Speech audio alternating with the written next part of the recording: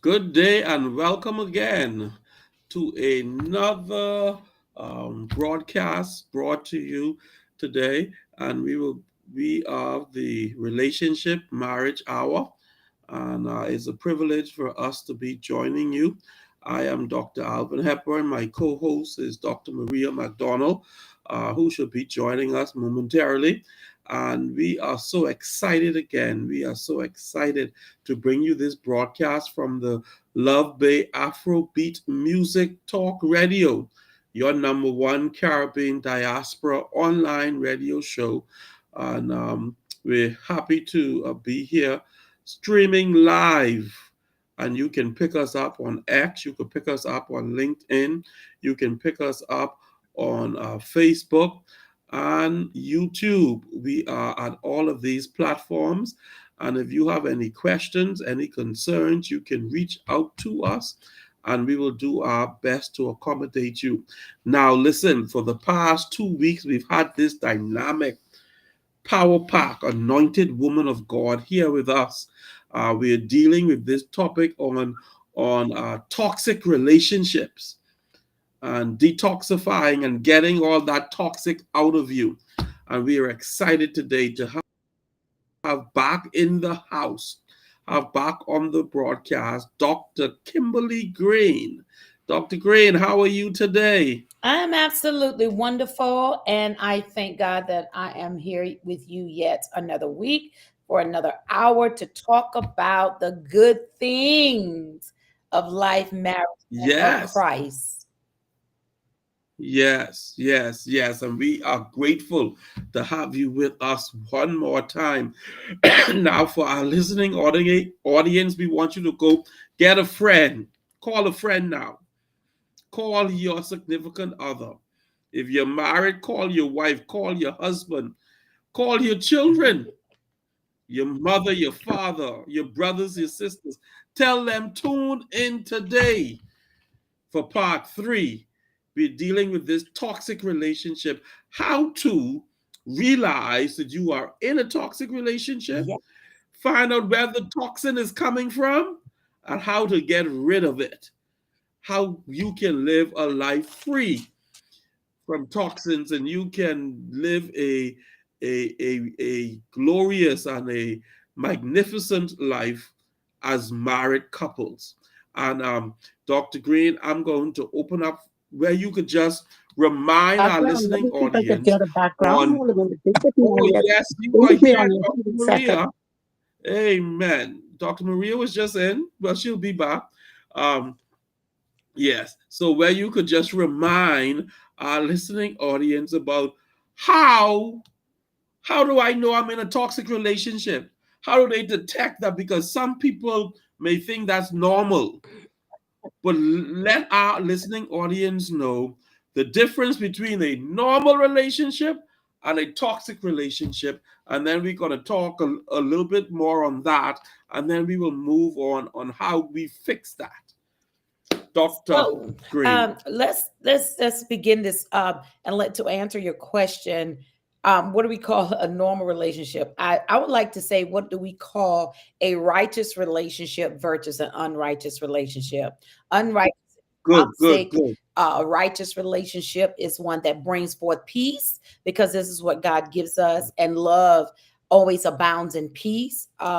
Whether it's there's a disagreement, a healthy disagreement still resolves in peace. And I don't want to just Mhm. say love, because some of us have gotten so entangled in relationships that we think that just because we love a person, we should be subject to being treated any kind of way. That's not love. Love is something that is compassion. Love doesn't fail us. Love is kind, and love is very Mhm. respectful. 1 Corinthians 10 and 13 is our love chapter. It talks about what love is. God is love. And so when we're dealing with Yeah. God, we're dealing with peace. We're not dealing with chaos. He's not the author of confusion. He's not a chaotic God. He's not one that disturbs and puts you in an emotional toxic turbid that you don't know which way you're going. And so when we talk Mhm. about toxic relationship, that word toxic means to poison.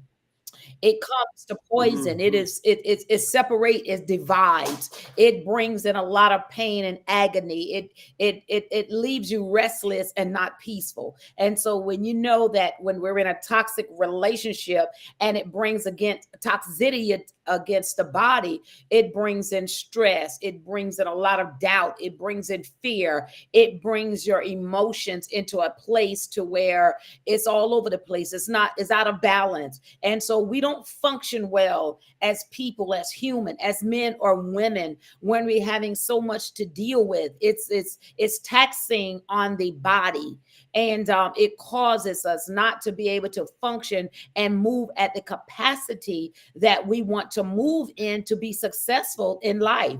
You know, when we're toxic Okay, and I'll we're hang it from you. Sorry. emotional problems, we're now dealing with situation that causes us to be functioning not at our best. And so that's not God's will or desire for anyone. You know, peace I give you, peace I leave with you. And so we have to determine the level of peace that we want to have in our relationship and what's really going on when we define what toxic is. And toxic is something Mhm. that comes to steal, kill, and to destroy you. Toxic is something Mhm. that comes Mhm. to take away your joy. Toxic is something that comes to make you weak and feeble. Toxic is something that makes you second guess yourself and put you in a despair place of darkness where you're not even functioning, you're not even looking the same, you're not even acting the same. And if you're not careful, it will make you lose yourself over trying to make something work when a person don't want to work and build their own self up. Yeah. And that's what Yeah. we have to realize. If you're the only person working in a relationship to make it thrive, to make it healthy, to make it function, you're going to be overwhelmed and Right. overloaded. Yeah. And eventually burn And you out. will you will burn out fighting for something Yeah. that is meant to be fought by two people. And righteous Yes. relationship is a relationship where you and the other person has came into a covenant where the two flesh Mhm. has became one in the spirit and in the physical. That's a union of a Mhm. marriage, a covenant agreement where the Mhm. two becomes one. And so when one hurt, the other should hurt. When one is in a Mhm. crisis, the other should be in a crisis. It shouldn't be. And that's how you know you're in a toxic relationship, because you're in a crisis of how you're being treated, and the other person is living a life like it's golden, like like it has Wow. no effect of pain, like it has no emotional attachment to what you're dealing with, what you're going through. Mhm. So what can one do now? Our listening audience, they're here now. Okay, I've identified Mhm. based on what you just said, Dr. Green, that I am currently in a toxic relationship. What is the first thing? What are the The first nuggets that we're going to give them, and those first steps that they need to take to remedy that situation? Because mind you, I love my yes, spouse. yes, yes, I don't want to leave my yeah. spouse, and I think they can change. What is your words to them? And then after you've done, then we're gonna bring in Dr. McDonald to give her I like tidbits. what you said. What is the first nugget? And then you went on to say, because I love my spouse. I just want to share that any information that I put out there is informal if you want to receive it. If you want to work on your marriage, do just that. If you love your spouse, Yes, according to that, that is what we're supposed to do. We are supposed to yes. put work in our marriage, because marriage is Mhm. work. And so sometimes the love, if it's still there, if it's still strong, if it's still right, then there are always mistakes that will occur in a marriage. There's always errors. There are trials, there are ups, and there are downs. And I would say to that person is this. The first nugget is build an altar for your marriage. I said it in the previous recordings before. We're in part 3 of this. I said it before. You have to have you a prayer life with the Lord. Anything, because when a marriage is in covenant with God, and you're wanting to have an honorable marriage, that's where it first starts from. And the second thing I want to share with you is this: whether you're deciding to stay or leave, know that in that covenant and in that prayer time, God, if you give him control to work your marriage, it can work. Because Yes. Romans, in the book of Romans, the 28th chapter, it says, and we know that all things work together for good to them that love God, to them who are called according to his purpose. So when you're in a marriage and you give God control of that marriage and you build an altar for your marriage, take that spouse to that altar.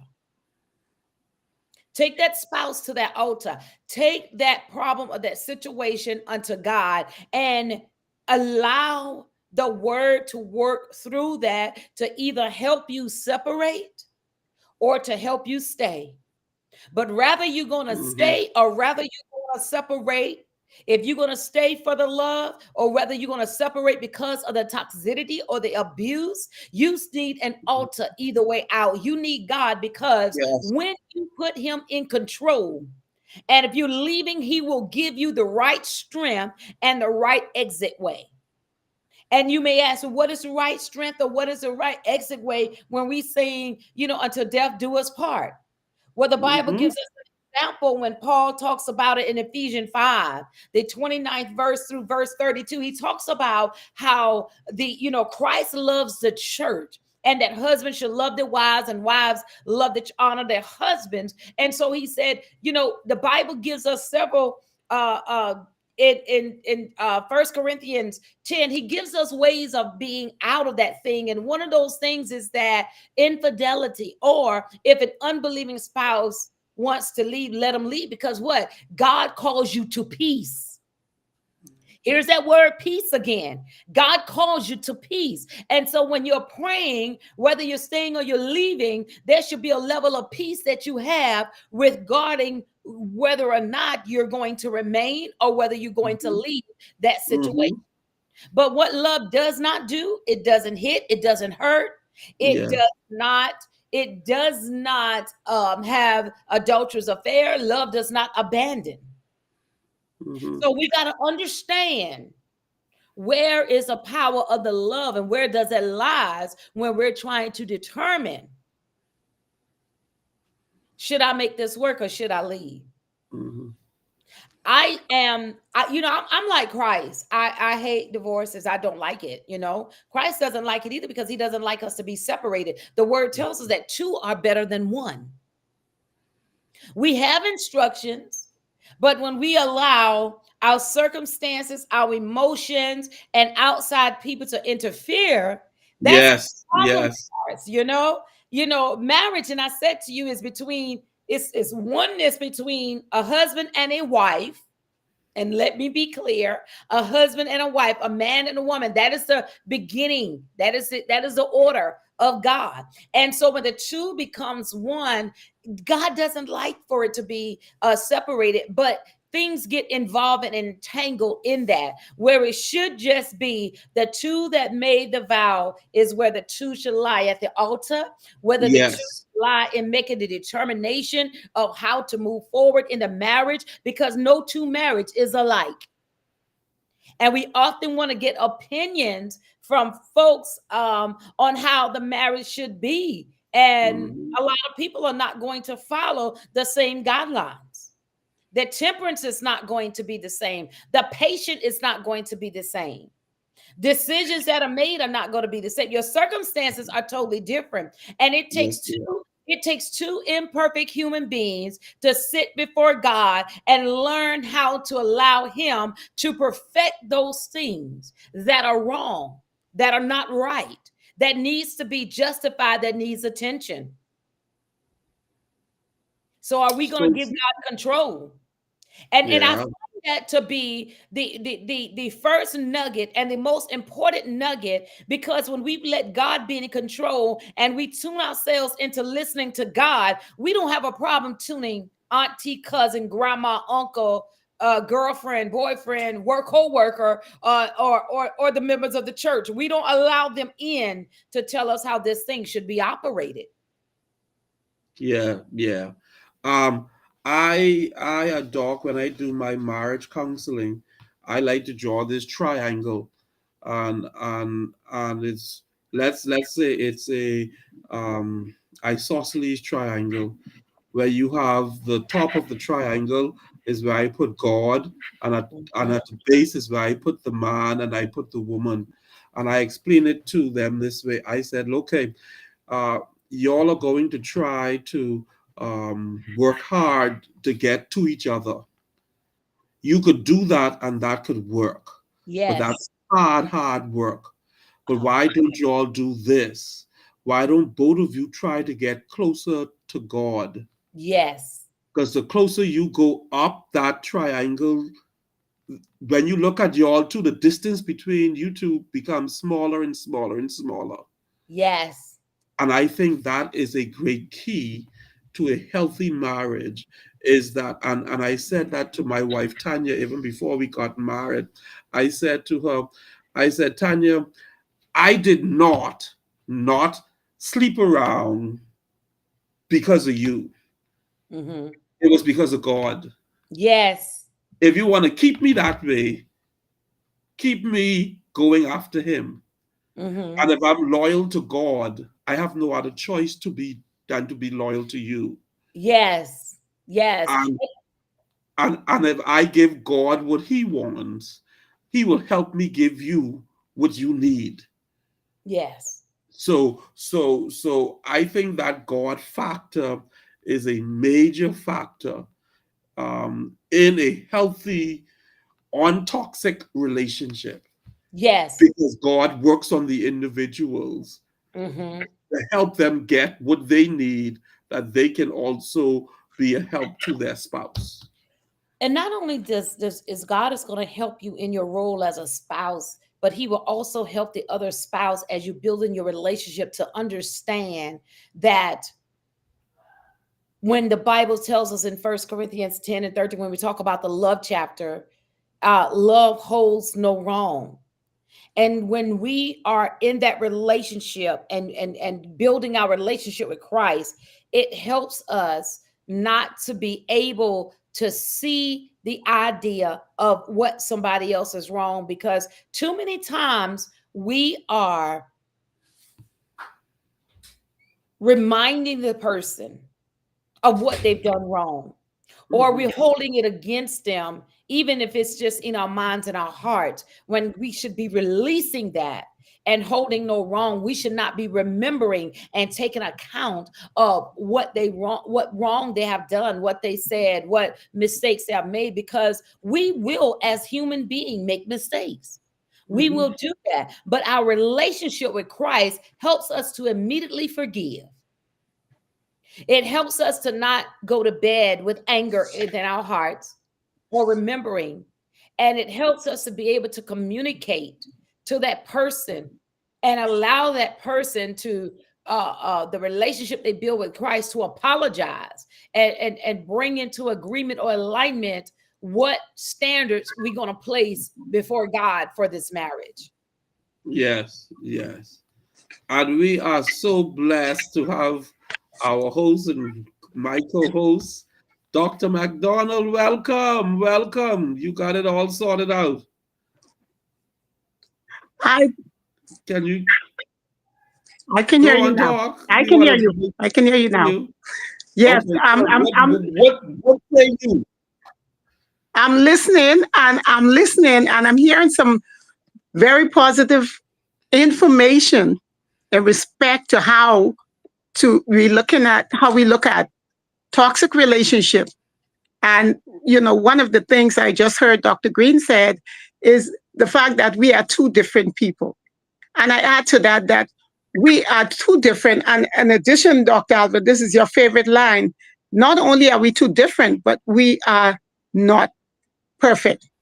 And because of that, we Yes. have to be Imperfect. very, very much so. And because of that, we have to be intentional in our decision making because we're looking at two different cultural backgrounds. We're looking at two different Mm-hmm. opinions and all of the stuff that can cause friction or conflict. So because of that, when we have a relationship, Dr. Green said it so well, we have to PGF, put God first. And when we put him Yeah. first, it's like the foundation. Everything then that you build on that foundation will be strong. But if we, when you're building a house, if you do not put your proper foundation down, Dr. Alvin, that house may be compromised You will. when there's some kind of weather. But when you put a good Yes. foundation, you can rest assured Mm-hmm. that it's going to stand up. Same thing with our Mm-hmm. relationships. When we have it built Yes. on Christ, our relationship, even though trouble may come in those relationships, there's something keeping it together. There is a glue that is keeping it together. But, a toxic relationship, and Dr. Green has been saying it, it can cause you to lose your identity, who you really are, because you will be trying to measure up and cannot meet that demand of that other person, you know. So we just have to be intentional in so much words as to how we're going to make our relationship work. Okay. Yeah. So Dr. Green. Mhm. Like Okay. Yes, ma'am. I like that, Dr. McDonough. Thank you for joining in with us and bringing that valuable point. And I want to piggyback off what you said a little bit because today we're supposed to be talking about, identifying and how righteous relationship, which is a healthy relationship, versus a toxic relationship, what I call unrighteous. And even if it is unrighteous, it doesn't mean that it cannot become righteous when the work is put in. And we Mm-hmm. talked about bringing in the of having God an altar for our marriage, and reminding and keeping ourselves at the forefront that when we two becomes one in the spirit and also in the flesh. And she talks about being two different people from two different cultures, but the aim and the goal should be that we have to walk and stand in a kingdom culture of marriage. And that Yes. is light. That is integrity. The word of God, God himself is the word. That's what John 1 and 1 tells us. And so when we talk about God and his word, the word of God is integrity. It's a word of integrity before it's anything else. Genesis 1, we going back to the very beginning, the foundation, when God created a man and woman, when he separated light from darkness, and there was intentional about it. So when we're being intentional about our marriage, we should be intentional to build a kingdom culture that we have integrity in our marriage. And Dr. Hepburn said it earlier. He shared with his wife, if I am going to stay with God, I'm going to honor God, and then I will honor you. The Lord will give me what I need so that I can give you what you need. And so when we bring that to the altar and keep it there regarding all of our relationships, again, it's nothing is going to be lost when we put God in control. And the thing about that is sometimes when we start dealing with things that, Dr. McDonald says, when you build a foundation and then the weather comes against it. And so when the weather comes, we should not run out in the rain. We should not run out in the storm and look for cover. We should run to the altar. We should run with what covers us, and that is Christ. This is what's covering the marriage. This is what's going to lead the marriage. This is what's going to weather the storm. This is what we're going to speak. We're going to speak peace over the chaos.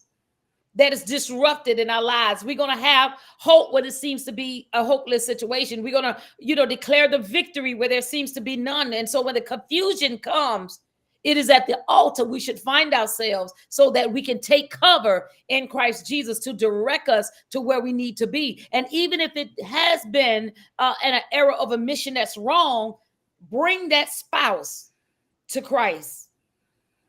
In my personal experience with that, I shared earlier, my husband did some things and some that was just ungodly that could cause so much confusion.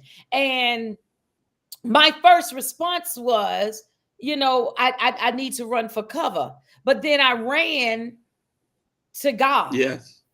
And so when you have a spouse that's done wrong, take them to Christ. It does not feel good when you are the person of God and then you're being taken someplace else other than Christ. If the marriage is built on Christ, take that spouse to Christ. And this is where you will know, is it toxic? Did it come to kill, steal, or destroy me? Or did it come to build and love and allow peace to surround me? Safety is where we should find ourselves in a spouse. If you're not in safety when you're in with your spouse, if you're not safe to communicate, if you're not safe to share your vulnerability, if you're not safe to become uncovered and naked and exposed to your spouse, then something is wrong in the relationship. Yes. Something is majorly wrong. Major. Dr. McDonald? Oh, she There's stepped a up. major. There is something major that is wrong. Well, and Yes, this is what gets I you. totally agree. Oh, go on, Doc. No, I totally agree, Dr. Green, in that. Can you hear me? Okay. Yeah. Yes. Okay. Yeah. No, Yes. I totally agree with you. If we don't in the relationship, if we don't get it right, then or can't come together, then something is definitely wrong with that picture.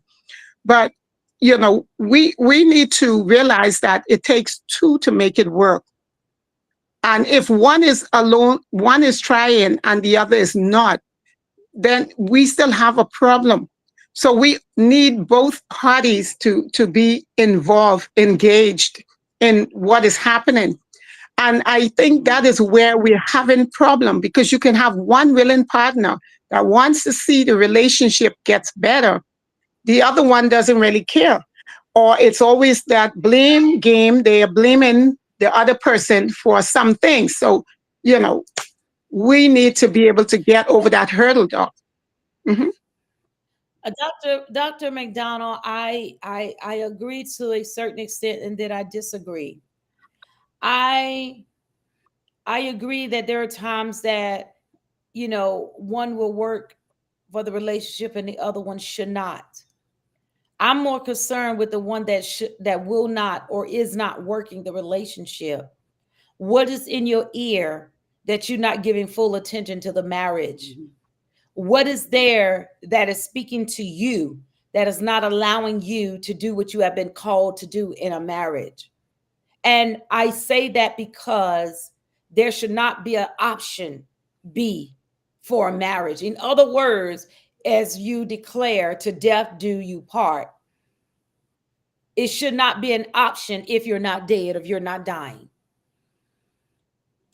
It should not be an option. Divorce should not be an option. So when we're dealing with, we've already have struggled and lost half of the battle when the other spouse is seeking other options.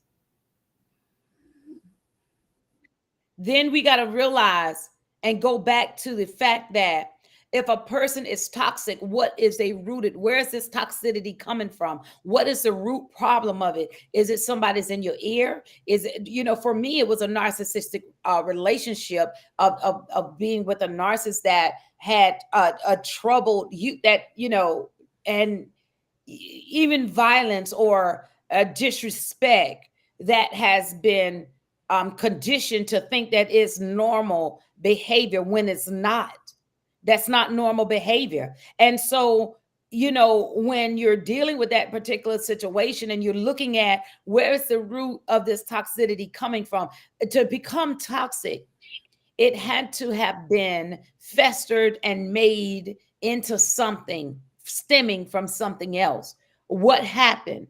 And so we have to be aware that when we're dealing with something that is rooted in sin, it's just that, it's a sin. And we have to know how to call it a sin, because when you play around with sin, it either going to overcome you or you have to separate from it. Mm-hmm. If the person's not willing to deal with the sin themselves. But we find out and we're able to deal with that sin when we have brought ourselves to the altar of our marriage. Everything that needs to be healed, God is a healer. The healer will never stop healing. But if we don't come to receive the healing, Problem. if we are not a recipient of the healing, we're not going to get healed. That is so true, Doc. He never Powerful. stops. That is powerful. He never stops working. He never stops. God never stops working. Mhm. Even in toxic relationship and marriages, if you call on the Lord, there is a portion of healing that he will disperse.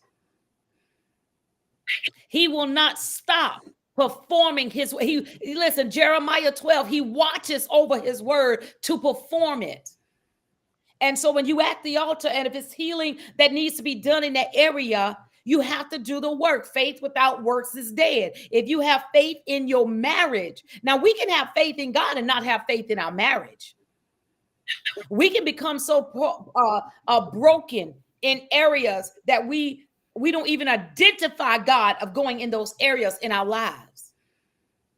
And that could be a major problem. We got to let the Lord in. We got to bring the person that is able to keep two people together, even in the midst of trying. That is so true, Doc. And that is where the other party, the one party that is fighting, then they have to realize that this is time for me to include the Lord, because I cannot do it on my own. Because right then in that relationship with one, a broken relationship. So you have to have both parties engaged. And when one falters, know where your help come from. Because if you don't, then you have a bigger problem. So I agree, we need to know who we have on our, or someone said we need to have a secret weapon. And that weapon is knowing when you can go to the Lord for your situation.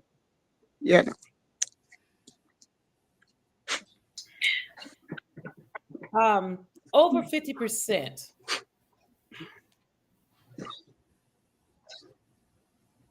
of Christians' marriages ends in divorce. Yes. Wow.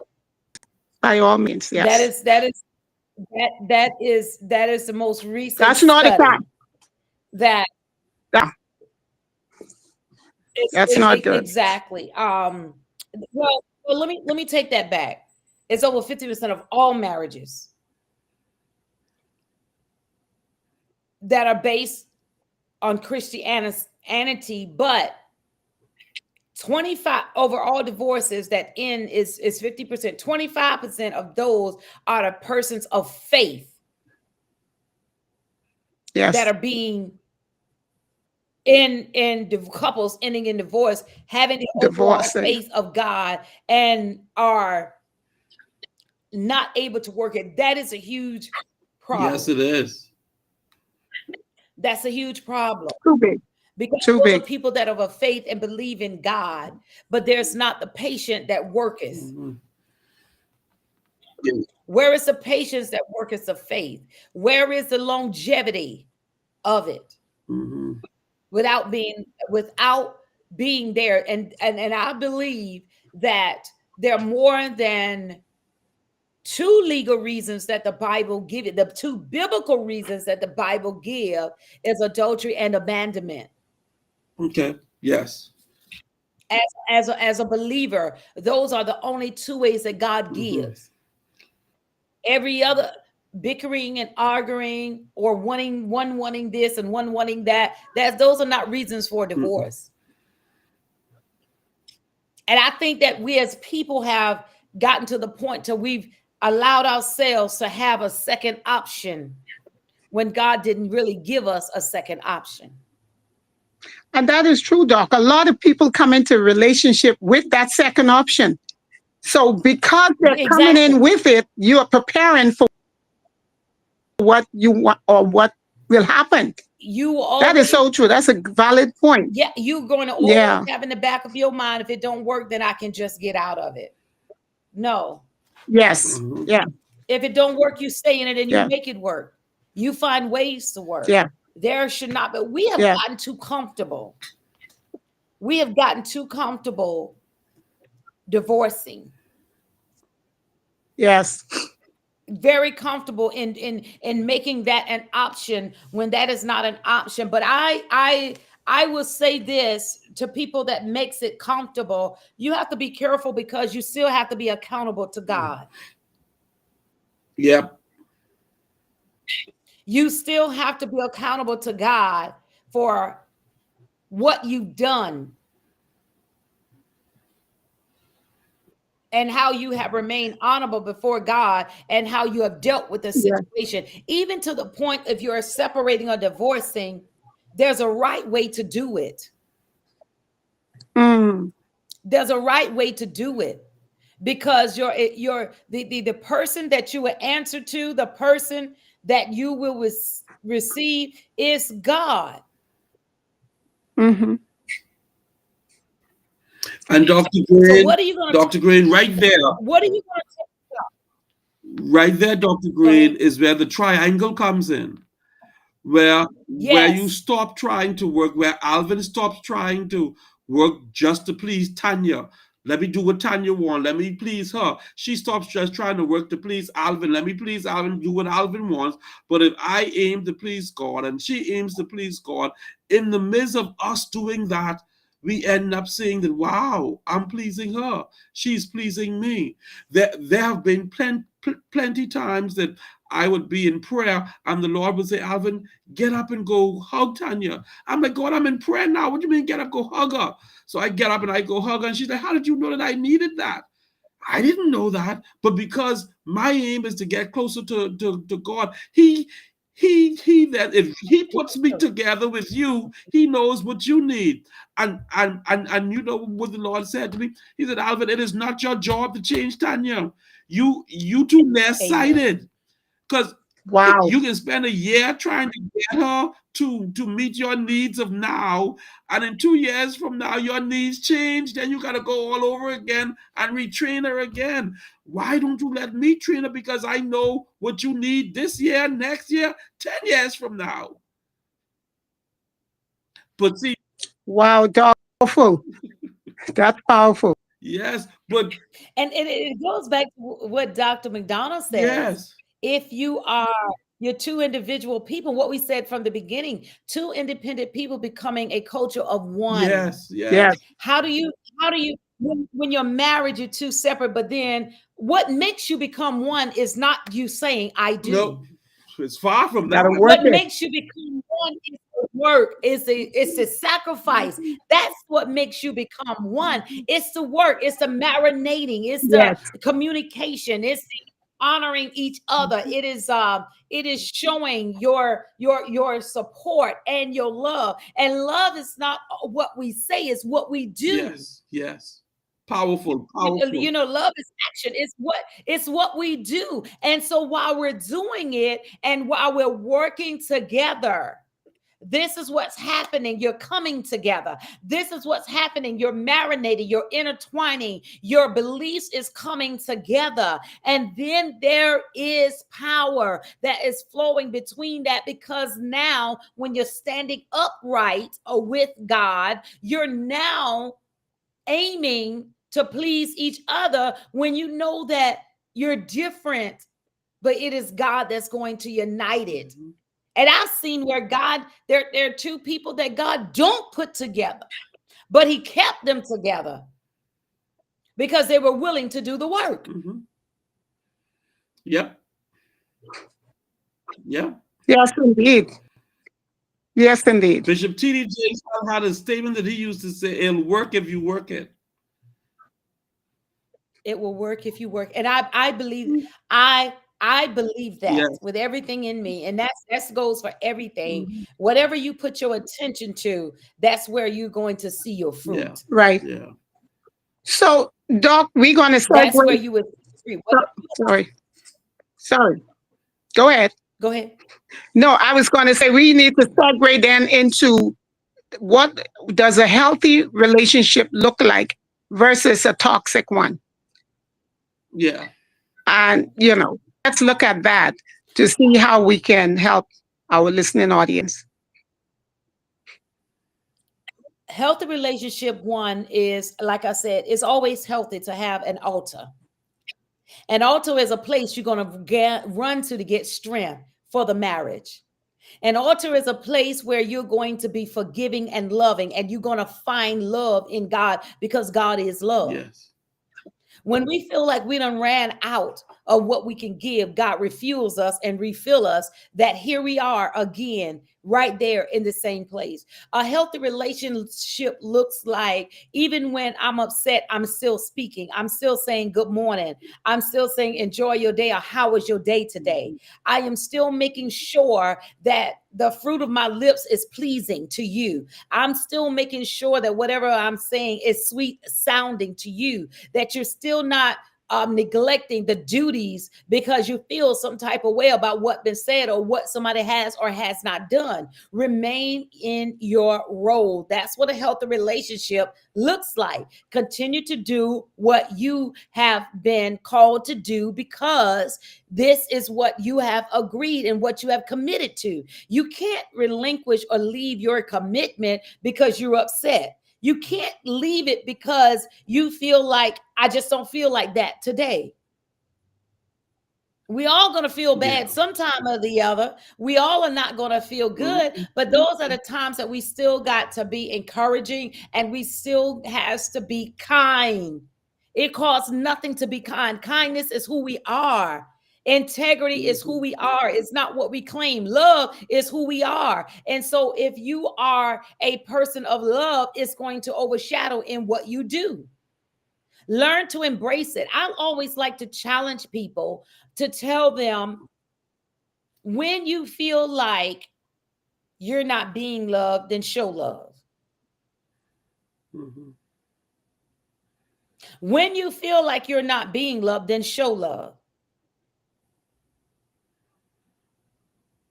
Yes. That means embrace when you feel like you need embrace, or they're not embrace, your spouse is not embracing you. You embrace them because that's what you've been called to do.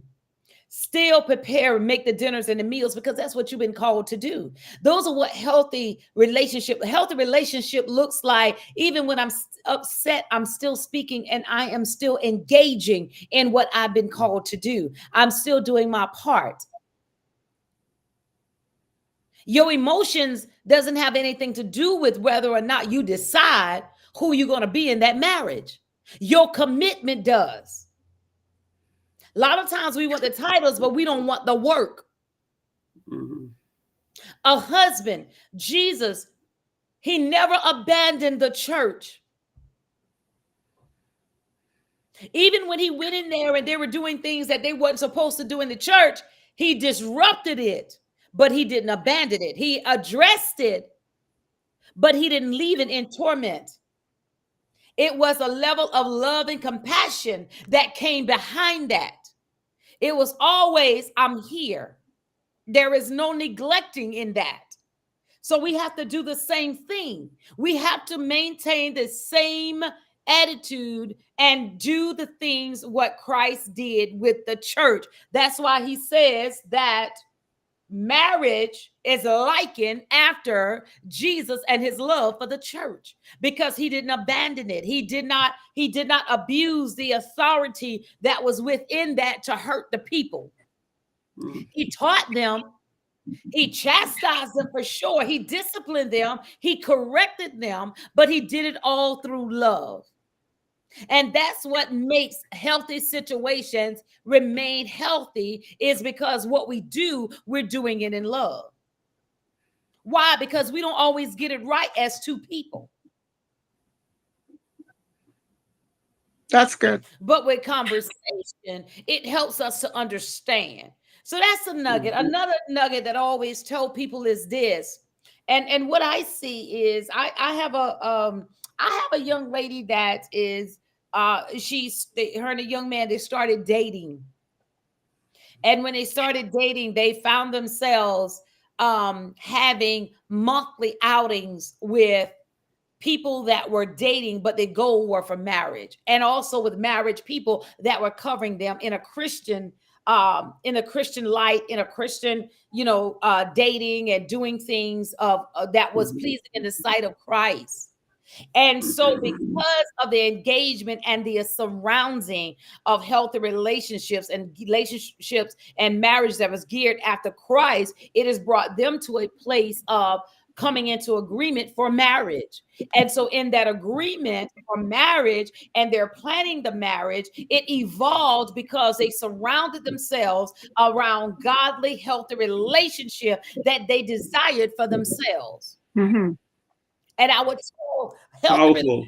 relationship is that you're engaging in people that's going to upbuild and support your marriage.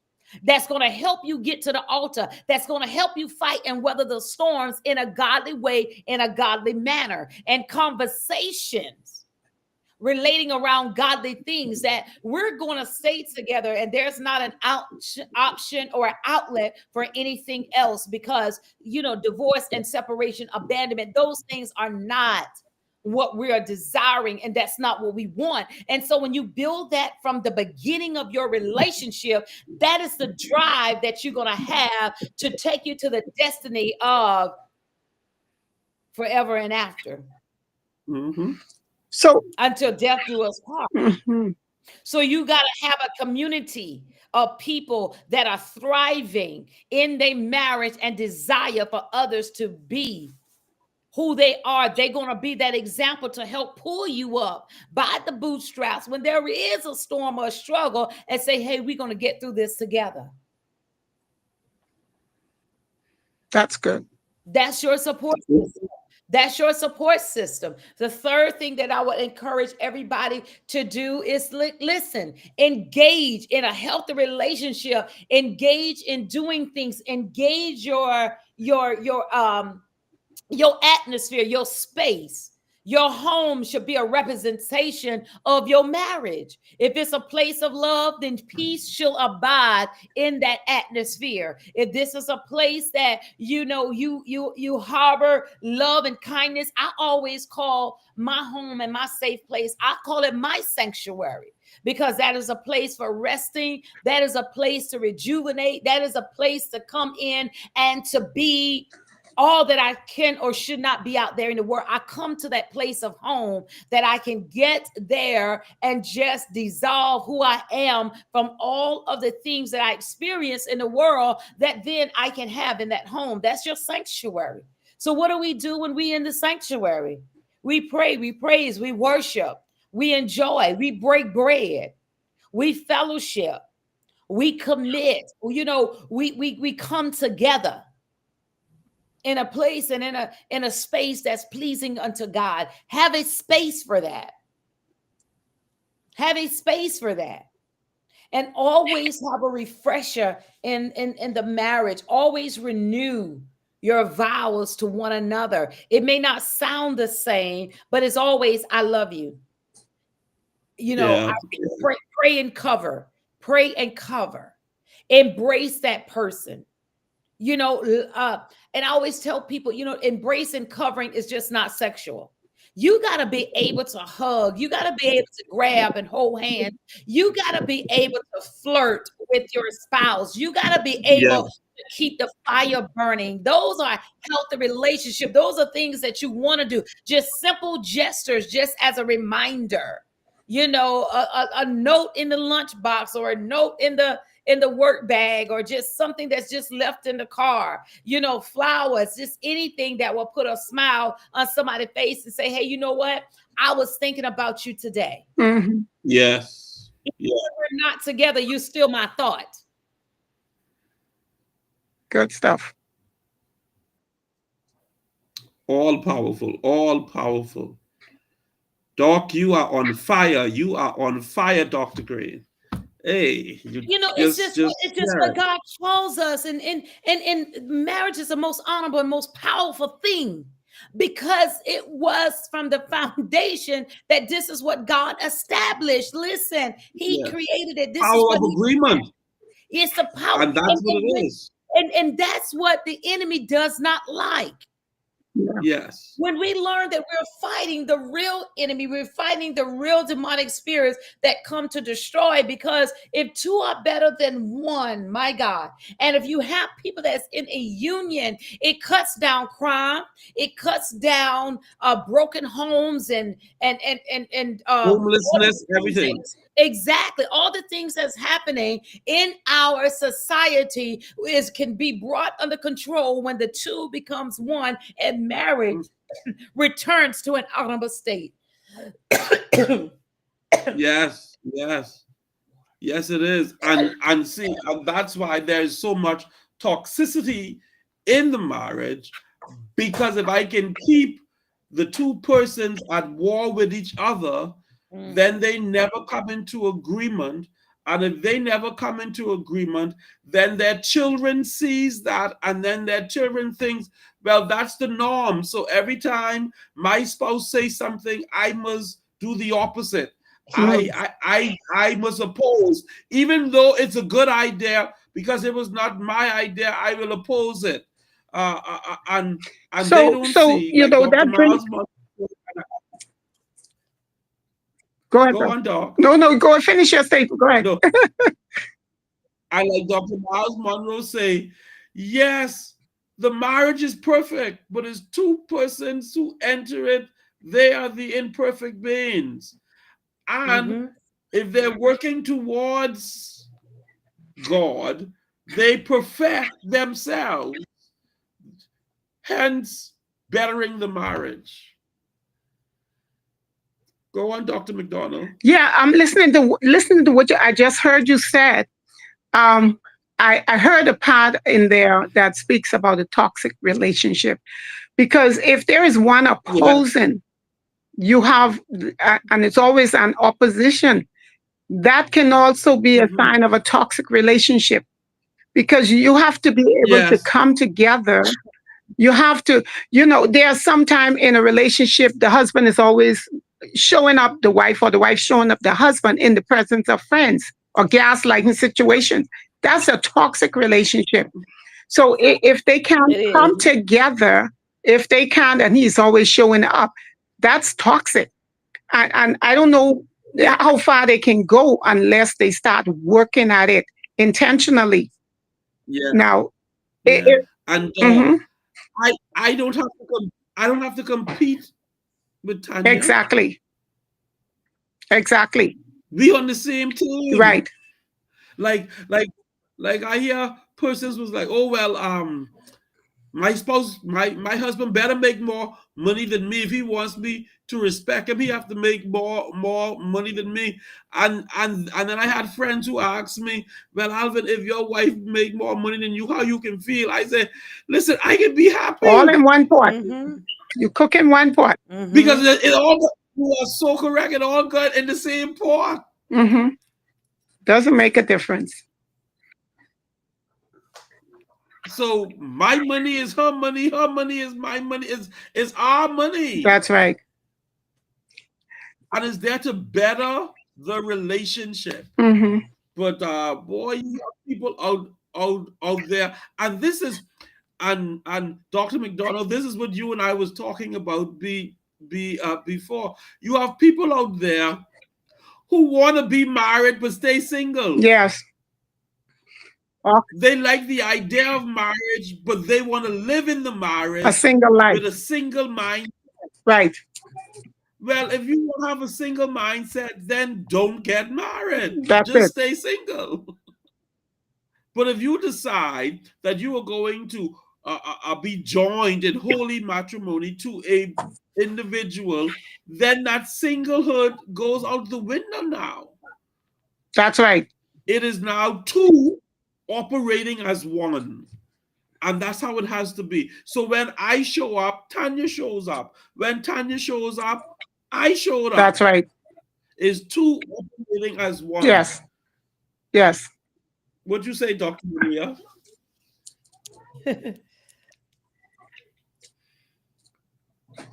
Dr. Maria, or did you say Dr. Green?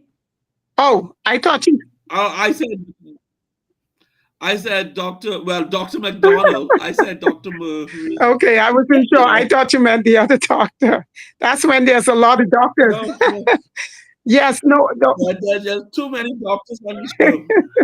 no. I totally agree. You know, there has to be, it has to be unity, and those are some of the Yes. qualities that we are looking for in relationship. There has to be unity. There has to be that trust. There has to be that respect. And you know, sometimes one may falter along the way, but if we have the qualities that makes up a good relationship, then we would be able to just sit and resolve it. When we cannot resolve a problem, it simply means that we do not respect one another, because we should be able to respect our spouse's opinion. So where there's a lack of respect, then, you know, anything can go on in that relationship. But it has Yeah. to start with that unity to Yeah. bring us together. I Yeah. agree. I agree. I agree. Well, we are at that point where we are almost out of time. Wow, this hour, listen, an hour, 60 minutes is too short, but we thank God for our space. So Dr. Green, could you give us some closing remarks? What is it, the last thing you want our listening audience to take away from this discussion today? And after you finish, we'll give you a minute or so. Then Dr. McDonald will come in and I'll give her closing thoughts as well. Go on, Dr. Green. I would say to all of the listeners out there that marriage is still honorable. If you Yes. desire, work for it. If Mhm. you know that there is love and the two, I don't think there is nothing that can happen in a marriage that God cannot work through. I truly believe that.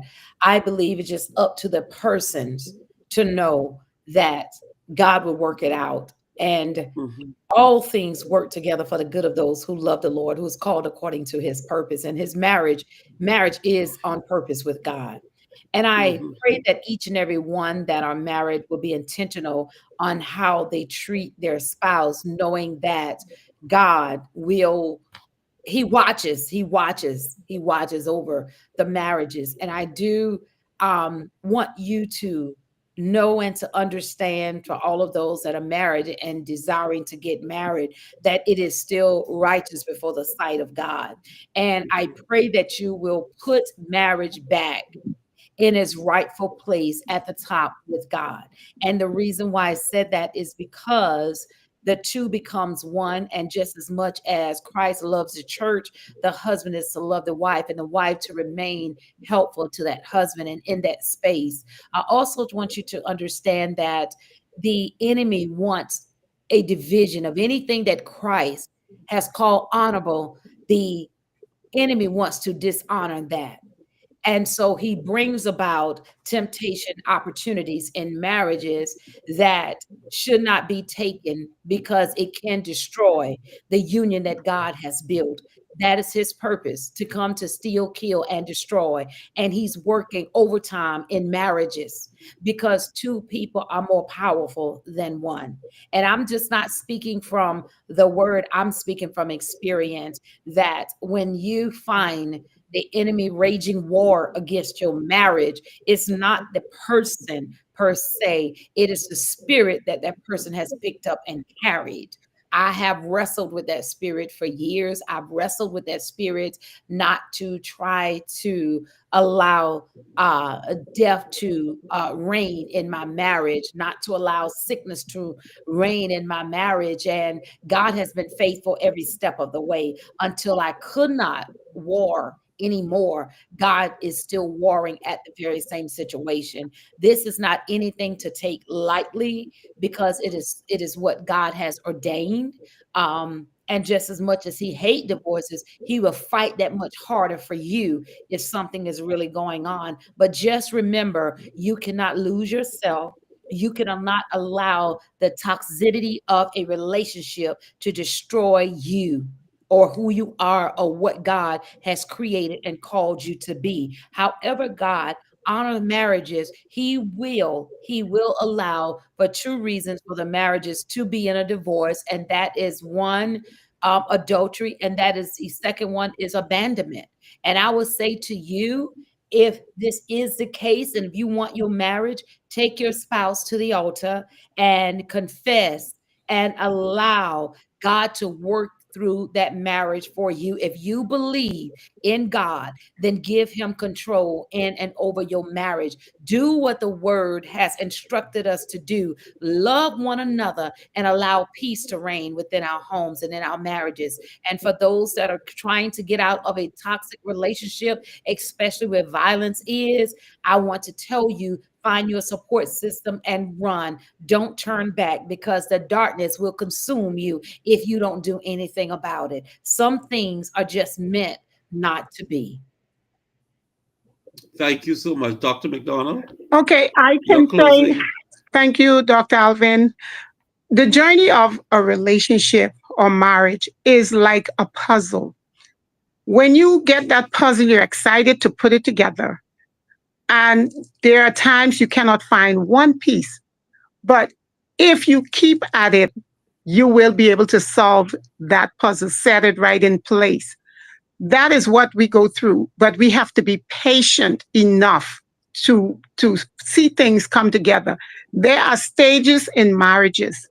There are stages in marriage, and usually it's at the third stage that is the worst, that we want to throw in the towel, give it up, and forget about this thing. But if we are patient enough to find that one piece of puzzle and continue to push, eventually we will get to the fourth stage. And we want to go right down to the sixth and seventh stage of that marriage, whereby it's beautiful, it's a legacy. That's what we are trying to accomplish. So I encourage our listeners, be patient. It's not working out, it doesn't look the way you want it. But if you hang in there, that one piece of puzzle, it will not be long before you're able to find it. Thank you, Dr. Alvin. Well, thank you very much, Dr. Green and Dr. McDonald, for your words of wisdom. Yes, yes, and we want to say to those our listening audience that um, marriage is a beautiful thing if it's done right, and it can be done right. And if you fight for it, and you and your partner fight for it, you can live together in harmony and enjoy what God has blessed you with, because we believe that marriage is still a good idea. Why? Because it's a God idea. And every idea that's from God is good. And He will grace you and He will give you wisdom, knowledge, and understanding to do what you need to do. But we are out of time, not out of material. And we thank you, our listening audience, for hanging in with us. We went a few minutes over, but to God be the glory. And we say, enjoy life and see you next week. Same place, same time. Have a great one.